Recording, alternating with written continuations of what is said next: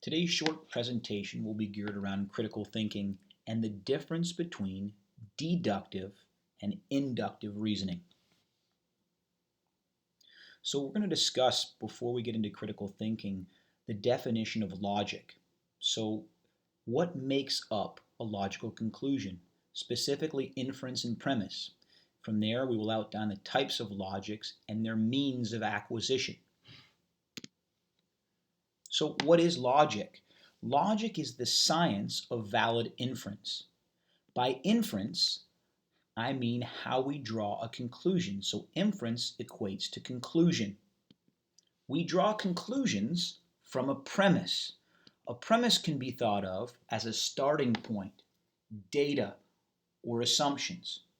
So logic starts from a premise and ends in a conclusion. Now, there are two conclusions that can be drawn: one, inductively, or two, deductively. If we draw a conclusion inductively, we go beyond the premise. So as an example, it may be, well, this is white, that is white, that is white, therefore they're all white. And we might be talking about swans, bees, birds, whatever it may be. We're going beyond the premise. In deductive reasoning, we do not do this. So let's take a look a little bit more detail on the differences of each. Inductive reasoning is how we acquire knowledge through experience. This would be what Daniel Kahneman would call our System 1 faculties. They're experimental in nature, effortless, automatic, very fast, highly emotive, and produce mental shortcuts. These shortcuts are called heuristics, and what they're supposed to do is reduce complex tasks when assessing probabilities. As stated in the previous slide, inductive logic moves beyond the premise to reach a conclusion. So what we see here in this picture is a graphical representation or a pictorial representation of inductive logic or inductive reasoning. It starts from something very specific, i.e. repeated experiences, and it moves to something very universal, a hypothesis. So let's take an example in strength and conditioning. Through my experiences, I've witnessed 10 coaches squat their athletes, all of them after their squatting program to increase vertical jump. Therefore, my universal takeaway would be all squatting improves vertical jump. Now, that can be dangerous because singular events or singular experiences cannot dictate or produce universal laws, right? Take a look at the turkey. He's really, really happy 364 days a year because he's getting fed by his owner.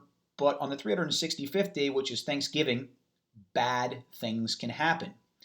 John Kiley once said about strength and conditioning that in the absence of ready-made solutions, programming can be thought of as a single subject trial and error experiment.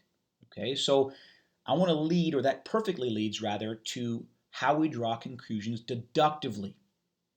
This would be what Kahneman would call a system 2. Very cognitive. It's frontal brain centered. That means it takes time and effort. It's reasoned, progressive, and self-aware. This really is the scientific method in how we draw conclusions from our research. We look at the pictorial representation. It starts from something very universal, i.e. a hypothesis, and moves to something very specific. So let's take our squatting example again. My hypothesis is that all squatting improves vertical jump. And you know what? I'm gonna come up with an experiment where half of my athletes squat for 6 weeks and the others do trap bar deadlift.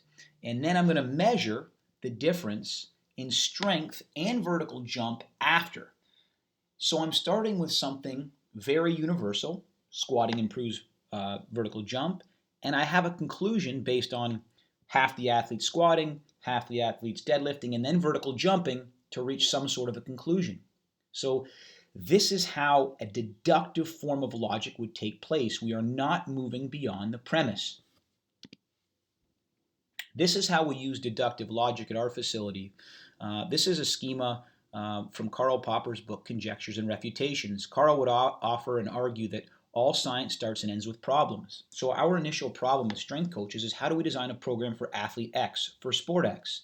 From there, based on the current literature and our pragmatic experience, we come up with a temporary theory or a hypothesis. This is our program. Bullet point number 3, we error eliminate. This is very, very critical. How do we error eliminate? Well, hopefully before the program even began, we have KPIs that we're measuring and managing. We also get information subjective from the athletes and coaches. And from there, a new problem arises. So this is deductive, or a form of deductive thinking when designing programs for our athletes.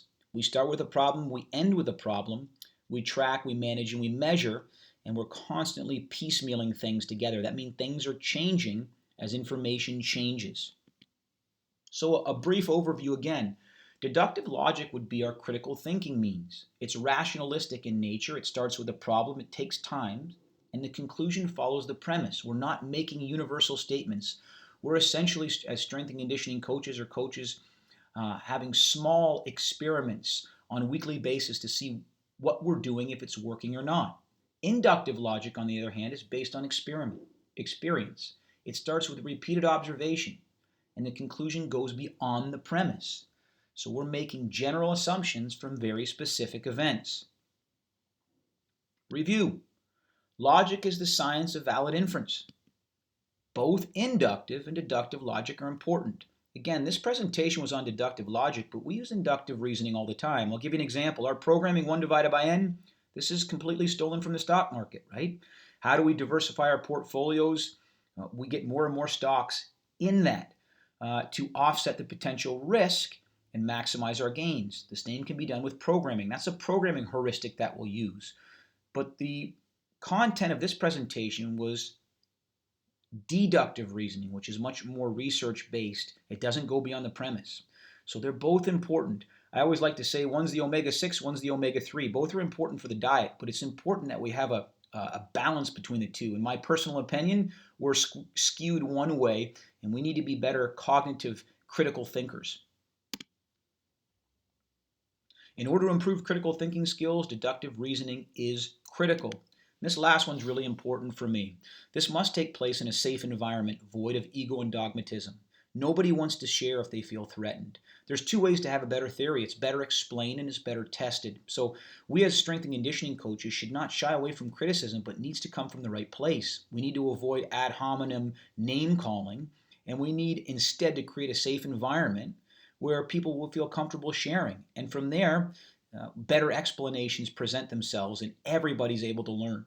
So I hope you enjoyed the presentation, the very brief presentation on the difference between deductive and inductive logic in critical thinking. Thanks.